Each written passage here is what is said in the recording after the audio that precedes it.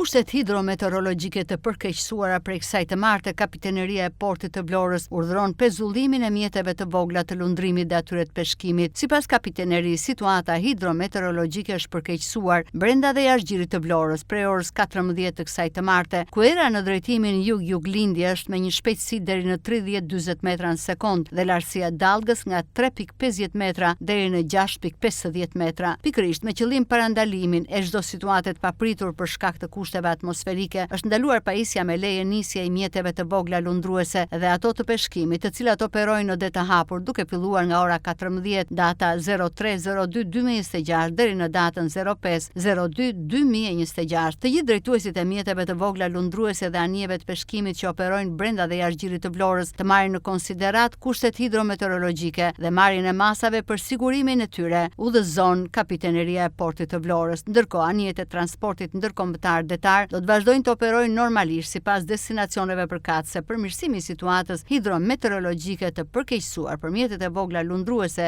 dhe ato të peshkimit do të jetë mbas orës 06 të datës 05/02/2026.